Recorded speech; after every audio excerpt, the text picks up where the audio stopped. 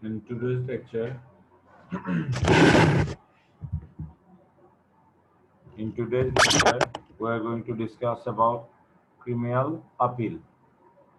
So, where does criminal appeal come from? Chapter 31 of Part 7 of the Criminal Procedure Code, other words known as CRPC, deals with the procedure in filing and conducting an appeal. Where a person is not satisfied with the decision of a court, he may prefer an appeal against the said decision. কাজেই basically appeal বলতে কি বোঝায়? এটা হচ্ছে কি আপনার মানে কোনো একটা কেসে একটা সিদ্ধান্ত হয়েছে অধীনস্থ সাবঅর্ডিনেট কোর্টে, তো আপনি আপিল করবেন তার উপরের কোর্টে, সুপিরিয়র কোর্টে। কি জন্য? যে জাজমেন্টটা কি সাস্টেইনেবল কিনা, অর্থাৎ যে জাজমেন্টটা কি আপনি ক্ষুব্ধ হয়েছেন সিদ্ধান্তটায়, আপনি মনে করেন যে না, যে জাজমেন্টটা সঠিক হয় নাই, কোনো কোথাও একটা ভুল ত্রুটি রয়ে গিয়েছে, কাজে এটা আপনার সংশোধন হওয়া উচিত। এই কারণে আপিল করা হয়। এটা বাদী এবং বিবাদী দুই পক্ষই করতে পারে। আচ্ছা, এখন আপিল এরিয়াতে কি কি জিনিস আপিলে আপনার মানে আপিল এই জিনিসটাতে মেইন থিমগুলো কি? মেইন থিম কি হইতে পারে? আপনার দেখেন, আপিল হচ্ছে কি ক্রিয়েচার অফ ল, এটা হচ্ছে গিয়া আইনের সৃষ্টি।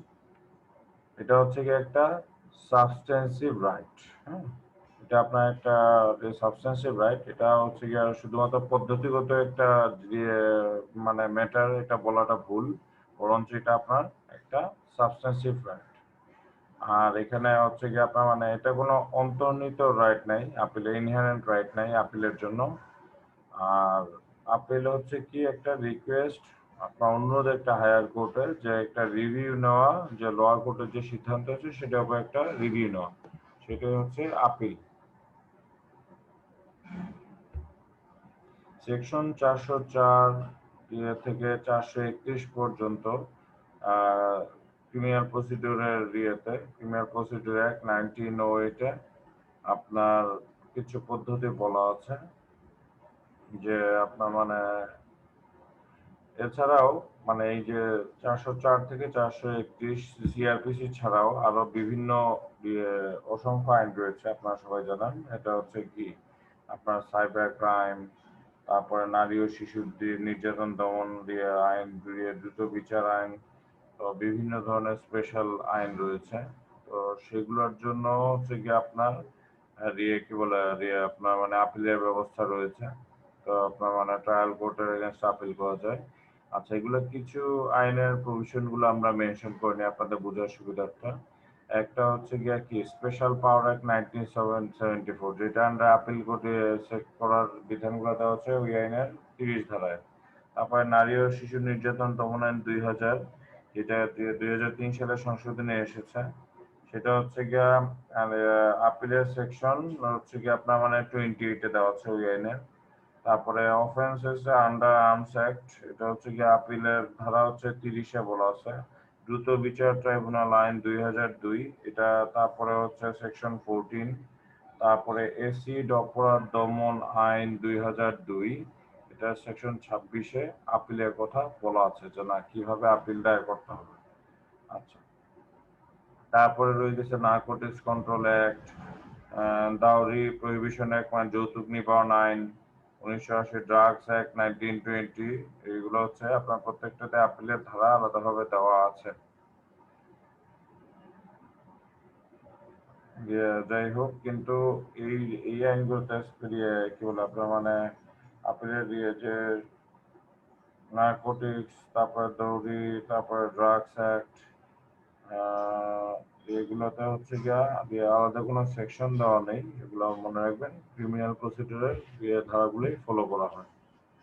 আচ্ছা, এখন আরেকটা বড় ব্যাপার হচ্ছে, আপনারা জানেন ক্রিমিনাল মামলায় আপনার মামলা দায়ের জন্য, ক্রিমিনাল ম্যাটার মামলা দায়ের জন্য লিমিটেশন অ্যাক্টের খুব একটা প্রয়োজন হয় না। কিন্তু যখন আপিল আমরা করব ক্রিমিনাল কোনো ম্যাটারে অরিজিনাল ট্রায়াল কোর্টের সিদ্ধান্তের বিপক্ষে, তখন একটা তামাদি সময়সীমা অর্থাৎ লিমিটেশন দিয়ে থাকে। এখন হচ্ছে কি আপনার মানে দেখেন, এছাড়া অন্যান্য বিশেষ ক্ষেত্রে আইন আছে স্পেশাল লতে, তো সেগুলো জেনে নেওয়া আপনাদের জন্য খুবই গুরুত্বপূর্ণ। যেমন কি বলে নারী ও শিশু নির্যাতন দমন আইনে হচ্ছে গিয়া কি 60 দিনের সময় আছে, আর আপনার মানে আপিলের জন্য, যেটা সেকশন 28 বলা আছে যে নারী ও শিশু নির্যাতন দমন আইনে। আবার সেকশন 30 অফ স্পেশাল পাওয়ার একটা বলা আছে যে 30 দিনের সময় আছে এই স্পেশাল পাওয়ার একটা আইনে কোনো একটা ট্রায়াল কোর্টের বিচারিক সিদ্ধান্তের বিরুদ্ধে 30 দিনের সময় থাকে, 30 দিনের সময় থাকে। তারপরে হচ্ছে আপনারা দেখবেন হচ্ছে 2000 কি বলে এসিড অপরাধ দমন আইন হচ্ছে 60 দিনের ভিতরে আপিল করতে হয়। কিন্তু যখন মানে এই ধরনের স্পেশাল লতে আপিলে কোনো সময়সীমা দেওয়া থাকে না, আর তখন হচ্ছে কিভাবে করবেন আপনারা সিআরপিসির থেকে, সিআরপিসির কি বলে আপনার মানে যে নিয়মগুলো, যে কতদিন আপিল দায়ের করতে হবে এগুলো ফলো করতে হবে। যেমন সেকশন 20 অফ লিমিটেশন একটা বলে দেওয়া আছে যেখানে স্পেসিফিক টাইম লিমিট দেওয়া থাকবে না। যেমন দেখেন একটা এক্সাম্পল আছে যে নো স্পেসিফিক প্রভিশন,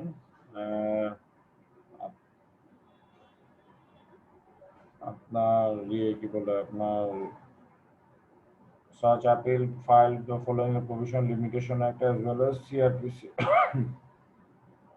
যেমন হচ্ছে কি আপনার নারকোটিক্স কন্ট্রোল অ্যাক্টে কোনো প্রভিশন দেওয়া নাই, সেক্ষেত্রে কি হবে limitation act as well as CrPC section দ্বারা অনুসরণ করে কাজগুলো করতে হবে। ঠিক আছে, এরপরে দেখেন হচ্ছে গিয়ে আপনার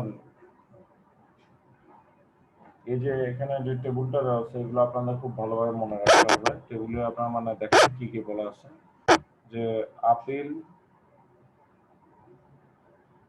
আপনার মানে 410 CrPC against death sentence pass করছেন সেশন জাজ। এটা হচ্ছে কি 7 দিনের ভিতরে মানে আপনার সেশন জাজের সিদ্ধান্তের 7 দিনের ভিতরে আপনার কি করতে হবে আবেদন করতে হবে। এটা কথা বলা আছে আর্টিকেল 150 অফ দ্য লিমিটেশন অ্যাক্টে বলা আছে কথাটা। তারপরে হচ্ছে গিয়ে আপনার মানে কি বলে সেকশন 410 ধারায় আপনার মানে আপিল করতে হবে যেখানে হচ্ছে গিয়ে একুইটাল এবং ডেথ সেন্টেন্স নাই। এছাড়া অন্যান্য ক্ষেত্রে 410 ধারা সিআরপিসি 410 ধারায় হচ্ছে গিয়ে কি বলে 60 দিনের ভিতরে হচ্ছে গিয়ে আপনার মানে কি বলে আপিল করতে হবে সেন্টেন্সের মানে কি বলে শাস্তির সেন্টেন্স মানে শাস্তির সেন্টেন্সের অর্ডারের 60 দিনের ভিতরে আপনার আপিল করতে হবে। এটা কথা বলা আছে আর্টিকেল 155 অফ দ্য লিমিটেশন একটা বলা আছে। তারপরে আরেকটা ব্যাপার হচ্ছে, তারপরে একটা খেয়াল করার ব্যাপার হচ্ছে এই যে আপিল 417 এই যে আপনার মানে যে খালাসের আদেশ দেওয়া আছে, এটা হচ্ছে কি আপনার মানে সরকার পক্ষ করতে পারেন জিআর কেসে। আপনারা সবাই জানেন জিআর কেস হচ্ছে কি জেনারেল রেজিস্টার কেস, পুলিশের থানা থেকে যে কেসের উৎপত্তি, সেই কেসের ক্ষেত্রে আপনার কি করতে হবে আপনার মানে খালাস আদেশের বিরুদ্ধে 6 মাসের বিরুদ্ধে কি আপনার মানে 6 মাসের বিরুদ্ধে আপিল করা যায়। এটা বলা হচ্ছে 157 অফ লিমিটেশন অ্যাক্ট LA 1908। তারপরে দেখেন 417 ইকুইটাল ফালবাইডার এটা সিআর কেসের ক্ষেত্রে আপনার মানে কি বলে এখন হচ্ছে এটা কে কে হতে পারে অনলাইন কেস হতে পারে হাইকোর্ট অথবা কোর্ট অফ সেশন, এটার বিরুদ্ধে আপিল করতে হবে 60 দিনের ভিতরে অর্ডার অফ ইকুইটালের ভিতরে। আর এটা হচ্ছে কথা বলা আছে LA 400 আপনার মানে সিআরপিসি 417 সাবসেকশন 3 তে বলা আছে। তারপরে হচ্ছে কি দেখেন আপিল 404 থেকে 408 হচ্ছে গিয়ে to any court other than the supreme court 30 দিন the sentence of the appeal appeal from article 154 of the litigation act। আপনারা জানেন কিছু কিছু মামলায় আপনার মানে সুপ্রিম কোর্ট ছাড়া অন্যান্য কোর্টে আপিল করা যায়, যেমন হচ্ছে গিয়ে সেশন জাজের কাছে অনেক সময় আপিল করা যায়। তো সেই ধরনের ক্ষেত্রে আপনার 30 দিনের সেন্টেন্স দেওয়ার মানে সেন্টেন্সের অর্ডার হওয়ার 30 দিনের ভিতরে আপিল করতে হবে। এটা কোথায় এই সময়সীমাটা কোথায় পাবেন আপনারা article 154 of the limitation act. আচ্ছা, এখন আসেন আমরা পড়বো হচ্ছে একটা স্যাম্পল দেব ক্রিমিনাল আপিল, যে হচ্ছে গিয়া আপনার মানে সেকশন 410-এর কি বলে সিআরপিসি সেকশন 410-এর। এখন দেখেন আপনার মানে কি বলে এখন যেহেতু আপনার মানে মামলা নাম দিলেন, পার্টির নাম ঠিকানা আগের মতোই আছে সিভিল আপিলের মতোই। তারপরে ভার্সেস স্টেট। এখানে একটা ক্রিমিনাল ম্যাটার আপনারা সবাই জানেন, স্টেট একটা প্রতিপক্ষ থাকবে। দেখেন এখানে স্টেট দেওয়া আছে, তারপর রেসপন্ডেন্ট। এখন ম্যাটার কি? ইন দ্য ম্যাটার অফ, এটা হচ্ছে কিসের এগেনস্টে? যে সেশন জজের সিদ্ধান্ত, খুলনা সেশন জজের সিদ্ধান্ত এগেনস্টে। এটা হচ্ছে কোথায়? Outside of Kashipur police station case নং। এটার কাজে এটা কি? GR case. GR case 30/2009 under section 2 the penal code and sentencing them to suffer life imprisonment and pay a fine of 10,000 টাকা each in default of suffer rigorous imprisonment। যদি টাকা না দিতে পারেন সেক্ষেত্রে হচ্ছে কি সশ্রম কারাদণ্ড হবে, আরো 6 মাসের অতিরিক্ত। এটা হচ্ছে একটা কাকে আপনার চিফ জাস্টিসকে অ্যাড্রেস করে আপনার মানে আপিলটা করবেন। The humble appeal of the convent of শিউইথ। দেখেন এরপরে শিউইথ দিয়ে আপনার মানে ফ্যাক্ট গুলো একটু বলবেন যে 1/1/2009 লতিফ মিয়া ইনফরমেন্ট হিসেবে আপনার মানে এফআইআর করছেন কাশীপুর বইছে। তারপরে হচ্ছে গিয়ে under section 302-304 the penal code prosecutor case কি Mr. X along with the two son Farooq Mia and Sana Mia were cutting canes from cane bush. While do so, they obstructed by the victim. Kofil Mao claimed that the owner of the said cane bush. আচ্ছা যে হচ্ছে সেই মানে cane bush-এর Malik. They exchange hot words for a while and at one point of altercation যখন হচ্ছে গিয়ে তাদের উত্তপ্ত বাক্য বিনিময় হয় এবং অল্টারকেশনে এই জটিলতার পর্যায়ে কি বলে এক্স আপনার অর্ডার দিলেন তার দুই ছেলে হারুন মিয়া এবং সান্নু মিয়াকে যে কফিল মিয়াকে হত্যা করতে। বাবা অর্ডার দেয় যে আপনার মানে ভিকটিমকে তাড়া করলেন এবং দুই পাশ থেকে ঘিরে ধরলেন রানী বিবি মানে রানী বিবি পুকুরের কাছে। সালেহ সব আপনার মানে এখন সালেহ সব হচ্ছে কি আপনার মানে কি করলেন দ্বিতীয় পুত্র মিস্টার এক্সেল এমন ছুরি দিয়ে আপনার আমার নিজ হাতে ভিকটিমকে কি বললেন ছুরিকাঘাত করলেন। কয়েকবার করলেন তার পিঠে এবং উনি হচ্ছে পড়ে গেলেন, মাটিতে পড়ে গেলেন এবং ইনজুরিতে আক্রান্ত মানে কি বলে আপনার আঘাতপ্রাপ্ত হয়ে গেলেন। এখন হচ্ছে কি আপনার মানে এই ঘটনার পরে আপনার মানে কি হলো চার্জশিট হলো পেনাল কোর্ট এবং কেসটা হচ্ছে কোর্ট অফ সেশন জজে চলে গেল হোল্ডিং ট্রায়াল।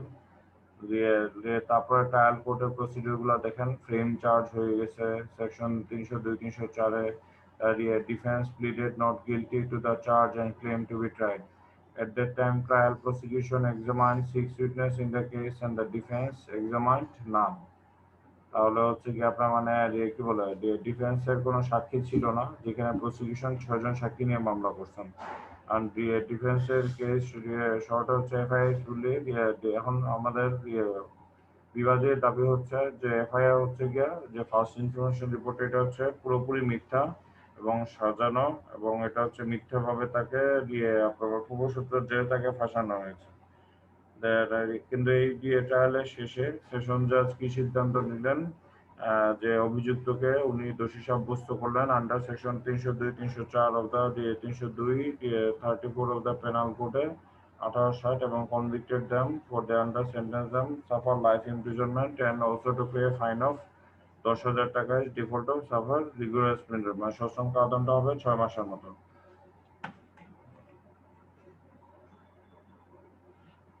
আচ্ছা এই সিদ্ধান্তে মানে মানে অসন্তুষ্ট হয়ে ডিসস্যাটিসফাইড হন এবং কনভিকশনের এবং সেন্টেন্সের যে 2/11/2011 যে রায়টা পাস করা হয়েছে এটা নিয়ে হচ্ছে গিয়ে কি করলেন আপিল করলেন অনারেবল হাইকোর্টের কাছে নিম্নলিখিত কারণ সমূহের কারণে। গ্রাউন্ডগুলো বললেন যে ইম্পার judgement of conviction sentence improper, illegal and bad in law. For that learned court below convicted appellant is just on a surmise and conjecture which can never take place. The proof for that the learned court erred in law, facts and circumstances of the case and as such the conviction and the sentence is liable to set aside. For that learned court misread and misunderstood the evidence of the case and such impasse judgment and order is liable to be set aside. and for that prosecution hopelessly failed to prove the case beyond unreasonable doubt, and therefore benefit of doubt will go in favor of the accused appellant, and such the impugned judgment and order is liable to set aside. For the prosecution did not produce any natural neutral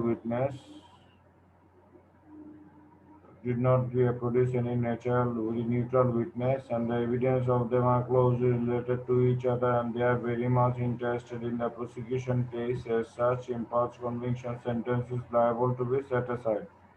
But the prosecution has miserably failed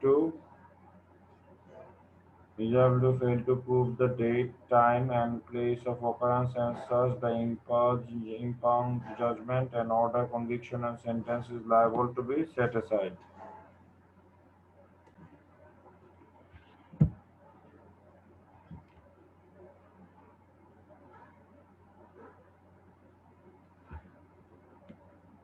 Paragraph 7 বলতেছে যে হ্যাঁ, further the prosecution has miserably failed to prove the date, time, place of occurrence, and such the impugned judgment and order of conviction and sentence is liable to be set aside. For that ingredient of section 302 and 34 of the Penal Code has not proved against the accused applicants beyond all reasonable doubt. As such, the conviction and sentence is illegal and cannot be sustained in law. Further, there was a discrepancy between post-mortem report and the Ejahar. The post-mortem report stated that two kinds of injuries are on the body of the victim likely to have been inflicted by two types of weapon, one sharp and another blunt. Whereas the Ejahar, it is stated that the stabbed the victim with dagger several times on his back and near the armpit, which were not exclusively proved. As such, the impugned judgment and order of conviction and sentence is liable to be set aside. Further, there is every chance of acquittal of the accused appellant and the appellant because they were falsely implicated in this case of previous enmity with the informant. Further, the charge is defective and findings are erroneous, and such conviction and the sentence is liable to be set aside. Further, the sentence is too severe and made illegality as such not sustainable in law. Wherefore, it is most humbly prayed that your lordship would graciously be pleased to admit the appeal, all for records, and notify the respondent, and after hearing the parties, perusal of the records and cause shown, if any, allow the appellant and acquit the accused appellant from the charges, setting aside the judgment and order of conviction, sentence dated 2/11/2011, passed by the learned Session Judge Khulna in Session Case Nung 828 of 2011, arising out of Khalishpur Police Station Nung 4, 2009, dated correspondent to GRK Song 30 of 2009, convicting the accused appellant under Section 302 or 34 of the Penal Code 1860 and sentencing them to suffer life imprisonment and also pay a fine of 10,000 each in default of suffer rigorous punishment for 6 months more and per such further order your lordship may deem it fit proper. And pending disposal of the appeal, your lordship may further be pleased to enlarge the accused appellant on ad interim bail, and realization of fine may kindly be stayed. And for this act of kindness, your humble appellant is as duly as bound. আচ্ছা, এখানে আমি আপনাদের এগুলো পড়ে গেলাম, এগুলো সবই traditional line, কিন্তু দেখেন এর আগে যখন পড়ানো হয়েছিল সিভিল আপিল এবং ক্রিমিনাল আপিলের কথায়, এই জায়গাটায় কথাটা একটু খেয়াল করেন যে pending disposal of the appeal your lordship may further be please to enlarge the accused appellant on ad interim bail. দেখেন অন্তর্বর্তীকালীন জামিন, এই যে আপিল করা হয়েছে, আপিলের সিদ্ধান্তকালীন অবস্থায় একটা অন্তর্বর্তীকালীন জামিনের আবেদন করা হইলো যে হ্যাঁ, যে আপনার মানে তারপরে যে ফাইনটা দেওয়া হয়েছে 10,000 টাকা, সেই ফাইনটাও মানে স্থগিতাদেশ দিয়ে দেওয়ার জন্য স্টে অর্ডারের জন্য একটা আবেদন করা হবে। এটা হচ্ছে কি আপনার খুবই ইম্পর্টেন্ট লাইন।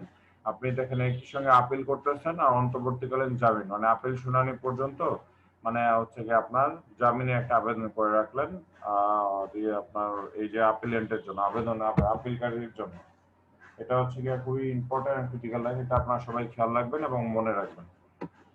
আপনাদের কোনো ফার্দার প্রশ্ন থাকলে আপনারা আমাকে গ্রুপে অথবা ইউটিউবে প্রশ্ন করতে পারেন।